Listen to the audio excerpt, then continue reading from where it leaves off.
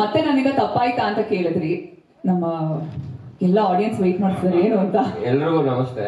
ಅದ್ ತಪ್ಪು ನನ್ನಿಂದ ಅವಾಗ ಆಗ್ತಾನೆ ಇರುತ್ತೆ. ಸೊ ಅದು ಮತ್ತೆ ಏನ್ ತಪ್ಪು ಮಾಡೋದಂತ ಜ್ಞಾಪಿಸ್ಕೊಳಕ್ ಅವನ್ನ ಕೇಳಿರ್ತೀನಿ ಅಷ್ಟೇ.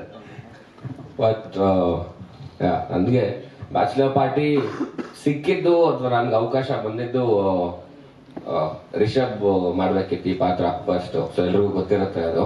ಅಂಡ್ ಕಾಂತಾರ ಹಿಟ್ ಆದ್ಮೇಲೆ ಆ ಕಡೆ ಈ ತರದ್ ಮಾಡಕ್ ಆಗಲ್ಲ, ಈಗ ಬೇರೆದ್ ಮಾಡ್ಬೇಕು ಅಂತ ಆ ಕಡೆ ಹೋಗಿದ್ದೆ. ಅಂದ್ರೆ ರಿಷಬ್ ತುಂಬಾ ಥ್ಯಾಂಕ್ಸ್. ಒಂದ್ ಒಳ್ಳೆ ಸಿನಿಮಾ ಮಾಡಿದ್ದು ಕಾಂತಾರ ಅಂತ.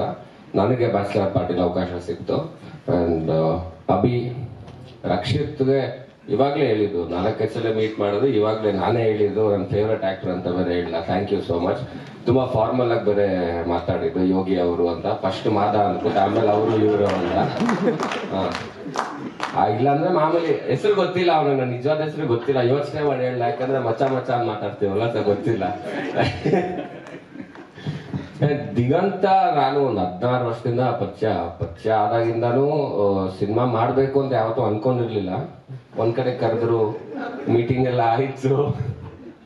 ಮೀಟಿಂಗ್ ಆದ್ಮೇಲೆ ಸಿನಿಮಾ ಯಾಕೋ ಟೇಕ್ ಆಫ್ ಆಗ್ಲಿಲ್ಲ. ಅದಾದ್ಮೇಲೆ ಸಾಕಷ್ಟು ವರ್ಷ ಆದ್ಮೇಲೆ ನಾವು ಭೇಟಿ ಮಾಡ್ತಾನೆ ಇರ್ತೀವಿ. ಅದಾದ್ಮೇಲೆ ಒಂದಿನ ಅಭಿ ರಕ್ಷಿತ್ ಅವರೆಲ್ಲ ಡಿಸೈಡ್ ಮಾಡಿ ಸಿನಿಮಾ ನಮ್ಮನ್ನ ಕಾಸ್ಟ್ ಮಾಡ್ಬೇಕು ಅಂದಾಗ ತುಂಬಾ ಖುಷಿ ಆಯ್ತು ನನಗೆ. ಅಂಡ್ ಒಂದು ಹೊಸ ಟೀಮ್ ಜೊತೆ ಕೆಲಸ ಮಾಡೋದು ಯಾವಾಗ್ಲೂ ತುಂಬಾ ಖುಷಿ ಆಗತ್ತೆ. ಅಂಡ್ ಅದು ಬ್ಯಾಚುಲರ್ ಪಾರ್ಟಿ. ಹೆಸರು ಕೇಳಿದ್ರೆ ಭಾರಿ ಖುಷಿ ಆಯ್ತು. ಕರ್ಕೊಂಡೋದ ಬ್ಯಾಂಕಾಕ್ಗೆ. ಒಂದಷ್ಟು ದಿನ ಕೆಲಸ ಮಾಡಿದ್ವಿ. ನಿದ್ದೆ ಮಾಡಕ್ ಅವಕಾಶ ಮಾಡ್ಲಿಲ್ಲ ನಮ್ ಡೈರೆಕ್ಟರ್ ನಮ್ಗೆ. ಅಂದ್ರೆ ಅಷ್ಟು ಕೆಲಸ ಮಾಡಿದ್ರು. ನಮಗೆ ಕೆಲಸ ನಮ್ಗ್ ಸಿಗದೆ ಇದ್ರೆ ಸಾಕು ಅನ್ಸ್ತಾ ಇತ್ತು. ಹುಡ್ಕದ್ ಬಿಡಿ, ಸಿಗದೆ ಇದ್ರೆ ಸಾಕು ನಮ್ಗೆ ಅನಿಸ್ತಾ ಇತ್ತು. ನಾವು ಯಾರ ಕೈಲೂ ಅಷ್ಟು ಕೆಲಸ ಮಾಡಿದ್ವಿ.